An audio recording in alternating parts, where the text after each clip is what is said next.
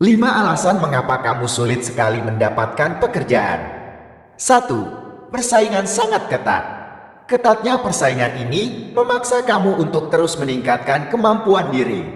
Kamu bersaing dengan jutaan orang lain, sehingga perusahaan ingin memilih calon karyawan yang siap kerja, siap bekerja sama dengan mereka. Kalau kamu sampai saat ini malas-malasan untuk meningkatkan kapasitas dirimu, sepertinya sudah waktunya kamu bangkit dan membenahi banyak hal deh. 2. Tidak mengenali potensi diri. Pada suatu hari, kamu ditanya oleh seorang pewawancara dan terjadilah percakapan seperti ini. Pewawancara bertanya, hal paling sederhana, apa yang kamu bisa lakukan untuk perusahaan kami? Lalu kamu dengan gugup menjawab, apa ya? Saya ragu saya bisa bantu apa di sini. Sepertinya bisa sih sedikit, tapi gak jadi deh. Saya bingung saya bisa apa. Nah, dari percakapan di atas, dapat disimpulkan bahwa jika kamu aja gak tahu apa potensi dan kelebihan diri kamu, lalu bagaimana kamu mau memperkenalkan diri kamu ke orang lain dan mereka tertarik dengan kamu? Hati-hati, jika terus-menerus seperti ini yang terjadi, maka sampai kapan kamu akan dikenal dan ditawari pekerjaan? Solusinya adalah coba kenali diri kamu, bisa melalui tes kepribadian seperti tes yang dimiliki oleh JECSE, yaitu tes kecocokan karir. Kamu akan mengetahui deskripsi mengenai diri kamu secara singkat, kelebihan diri kamu, kelemahan diri kamu, karir yang cocok untuk kamu, dan beberapa nasihat karir yang cocok untuk diri kamu secara spesifik. 3. CV yang tidak menarik.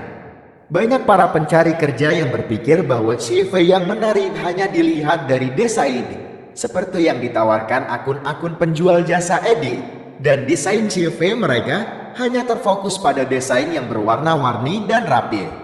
Namun sebetulnya ada hal yang lebih penting dari desain CV, yaitu konten. Ingat, selain desain, yang paling penting adalah konten. Apa yang ditampilkan di CV kamu harus membuat recruiter tertarik. Biasanya jika pelamar kerja sudah melamar ribuan kali namun tidak ada panggilan interview atau pengumuman lolos seleksi berkas, maka bisa dipastikan CV yang digunakan untuk melamar kerja tidak menarik. Lalu hal ini terus-menerus terjadi, akhirnya CV yang kamu tampilkan tidak maksimal.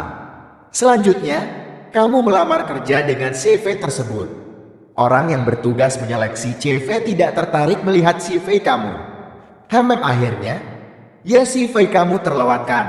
Dilihat aja enggak. Solusinya ialah kamu harus paham bagaimana menampilkan hal-hal yang menarik dari pengalaman kamu ke dalam CV.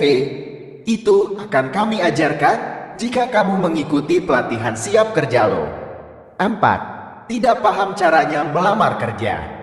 Di zaman digital seperti sekarang ini, melamar kerja tentunya dengan cara lebih canggih kan ya? Mengirim map berisi lamaran kerja ke ratusan perusahaan menghabiskan dana besar loh. Lagi pula tidak efektif. Sekalinya sudah paham mengirim email lamaran kerja, tiba di email kosong dulu, atau menggunakan nama amai yang tidak wajar. Berikut ini contoh realitas yang terjadi dan sudah terjadi bertahun-tahun mengenai fenomena para pencari kerja yang belum mengikuti cara-cara baru dan kekinian. 5. Kamu tidak percaya diri saat interview. Anggap saja kamu sudah lolos seleksi CV dan masuk ke ruang interview. Lalu kamu tidak percaya diri dan tidak tahu bagaimana cara membuat pewawancara tertarik dengan kamu. Akhirnya keluar ruang wawancara dengan loyo. Gagal lagi deh.